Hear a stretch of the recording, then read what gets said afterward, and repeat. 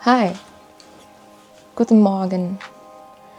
So, in the previous video, we talked a lot about what Clay and Liz have been experiencing in their love life, in their romance in the last 12 years of their relationship, and the stakes, the possible stakes, and the repercussions that they're trying to avoid.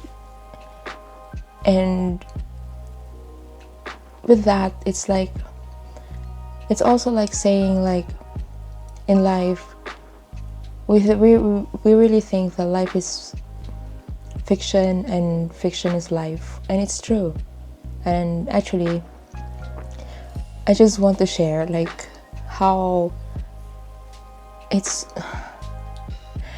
if you're a writer, and if you think like you're really going crazy, maybe you are. Like, since you're my friend, and like, if you've been following my videos, maybe you've already noticed, like, I've talked a lot about my books and my stories, and how my stories and my real life are kind of connected in a way where I offer parts of myself and turn them into readable chapters. And because of that, it's kind of like surreal, at the same time confusing, in which, like, I don't know if you've heard me saying this, but I'm the kind of person who feels a lot, and I'm really that sensitive to the point, like, I can feel you, I feel energies around me. I'm that sensitive to the point, like, I grew up feeling like being told all the time, you're so sensitive, you're so hypersensitive, you're so oversensitive. And it made me feel bad about myself, because really being sensitive is really kind of have no place on earth. And because it's like the feeling of being hypersensitive or being just simply sensitive doesn't really feel like you really have a place on earth. And because I grew up in that environment where my emotions and feelings were not really safe, so I learned early on that being like embracing my emotions, and how my body feels about everything are not really valid or not really part of a discussion. And because of like just talking about these things, it makes me look back on what I wrote last night. Well, actually, like, I'm writing the second book of Strokes of Desire. So because Strokes of Desire #1, I already finished the third draft, and now I'm working on the second book, first draft. So because of that, like, while I'm on chapter 19 now, and I'm writing Elaine's part, and just to be really extra, or like, to be really, really honest with you, I had to be on a state of trance, and I really have to be in a state of trance wherein, like, I smoke, and not really smoke like cigarettes. I smoke grass, and I drink wine time by time, and like, it's not like I'm encouraging you to be drunk and high and stone high just to get these feelings and all that.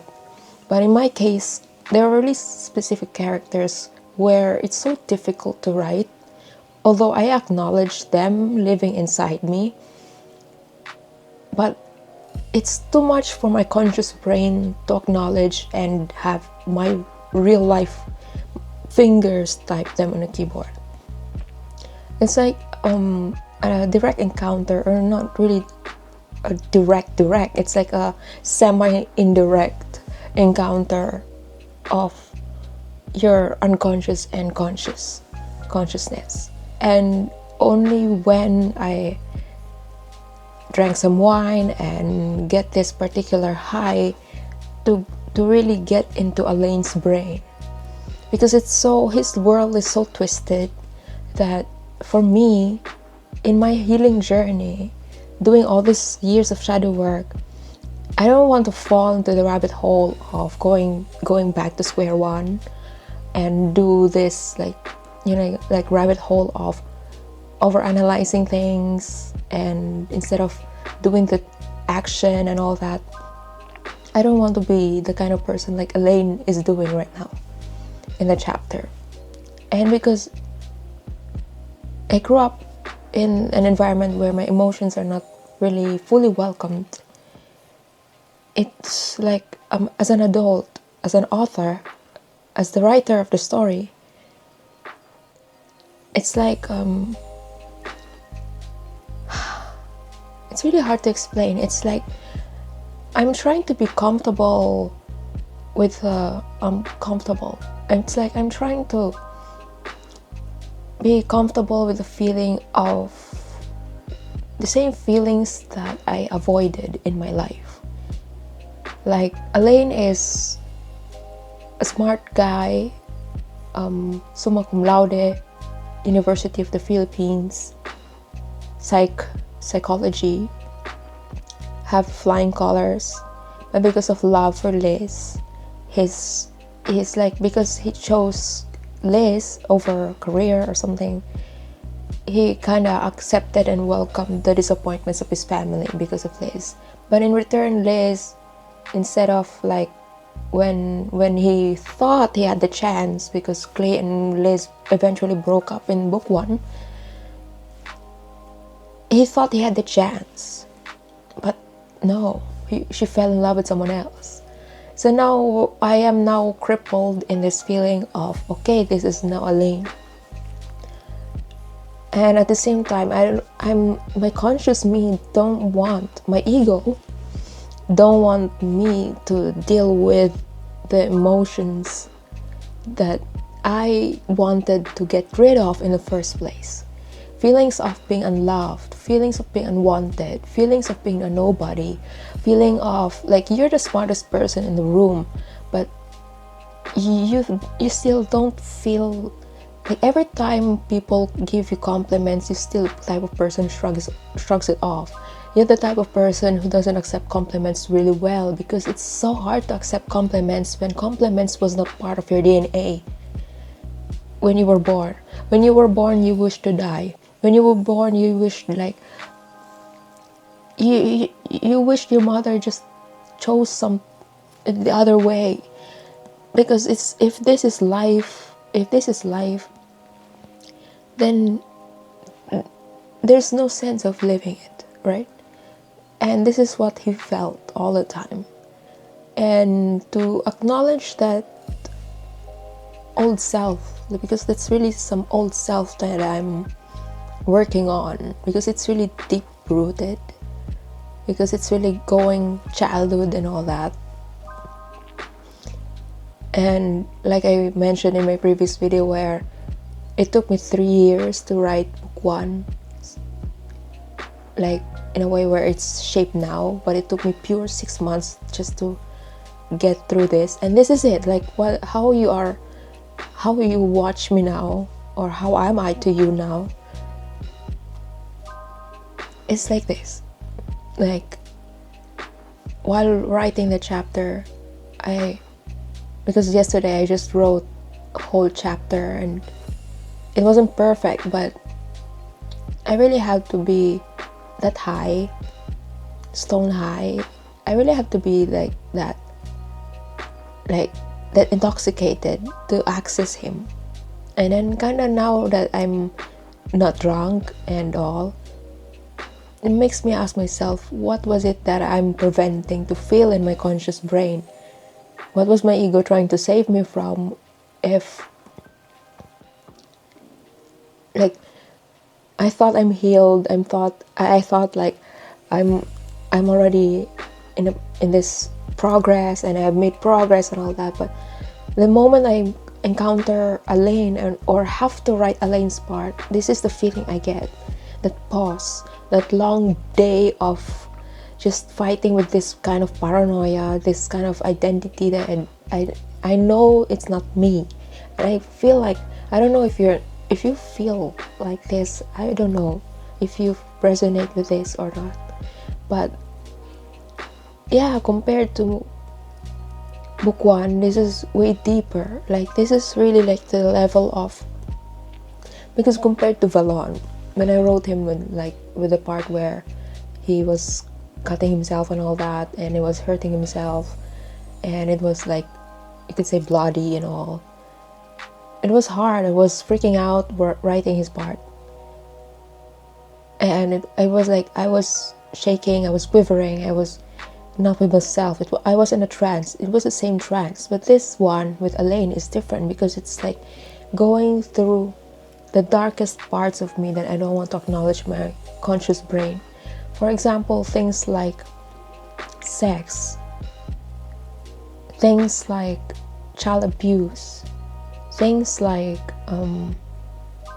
something like I really didn't want to talk about in my conscious brain, not even like in my personal circle, or not even like, let alone on a camera, let alone with you. But I like to share this with you because it's really like, for me, aside from I want to document myself, I want to feel myself, and really, because I want to see myself when I become 40 years old and look back in these videos that I uploaded. I want to look back and say, well, this was my insight, this was how I thought, and maybe I will agree to myself now or not, but at least I shared it, I let it out, I am able to say it now before it's gone. And like, it's different with writing, because when I have to write, it's like accessing some kind of unconsciousness that hits different, because this one is like, I really have to talk it out, because Elaine feels so weird, distorted, that it's hard for me to hold the pen to just reflect on how egoistic he is, how ego plays in his world, and kind of in a way where his life is makes me reflect on the things that I do in my daily life, whether like, am I like this or not, or because yeah, like, I don't know, if you're an artist in any shape or form, if this is something that you could that like you have experienced, or so, let me know in the comment section. I will be really happy to know your journey, and especially with creating your art, really drawing it from within, instead of just looking for inspiration and connecting the dots and all that. Like, if you're the kind of artist who draws art from within and then put it out as organic, as raw as possible as you can to the public, or even within your circle, your most trusted circle, I don't know, but yeah, that's what I've been thinking these days. And especially after filming myself on the street and thinking about Liz, and thinking about how I've been writing Strokes of Desire #1, all those experiences that I've had, all like in the last 3 years of it, and I'm still working on it, because I'm working on the 4th draft of Strokes of Desire #1 while working on draft #1, Strokes of Desire #2. And it's kind of crazy, because it's like I'm editing a manuscript that contains everything that I've already released. At the same time, kind of forces me to reflect on the very things that I've released there now. It's like your measurement. It's like became a measurement for me. Like, how much I've progressed, how much these words made impact on me. Do I still cry when I read these words? Do I still feel the same when I read these words? And at the same time, because I'm writing the second book, it's also like, how much can I welcome? How much can I step out in terms of like comfort zone? How much can I challenge and provoke for the sake of achieving the best of this story? to give justice to the characters that I'm writing. Because for me, like, I'm not just an author, I'm not just a writer, I am their prosecutor. I want to know every little thing in their lives, and at the same time, it's helping my unconscious to repair itself without my conscious brain knowing it, what's going on underneath. Do you get what I'm saying? Because I don't want my drama to get out of the paper. They have to be released and remain on the page. So I don't want to bring all that drama in my real life and bring out all these demons in my real life when my real life, when my higher self is up for love, peace, and harmony, when my real self, my higher self wants love and community, believing in the spirit of oneness. And here is this wounded inner child trying to project this egoic berating statements to believe otherwise. And I don't want to be the kind of person who continues the generational cycle of trauma and inflicting harm and negativity towards others in any way. But that doesn't mean that I will not acknowledge discipline at all. So there should be some, like boundary. So I don't know if you understand what I'm trying to say today, but this is what I like to share with you today. Like, it's profound to be in this position where I'm talking to you, sharing my life with you, and share the behind the scenes of how it is to actually live your life according to your own terms. Live your life according to your, create your own art based on your own terms. Creating your own project based on your own rules. Just like Ballon. Because writing Ballon for 3 years made me realize that, how much of a caged artist I am. How much of a caged artist I am who unconsciously destroy myself for the sake of keeping the stability and the belief that I am who I was. And the old self was like, who never believed in herself. The old self was like traumatized self, a ruined woman. And I know that I'm still wearing her skin rather. I'm still wearing her clothes and all that.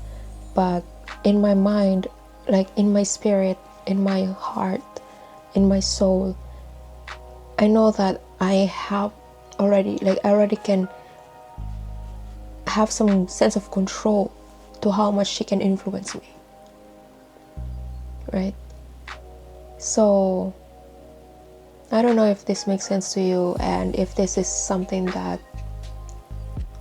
is reflective, let me know in the comments. And if you like to support me, you can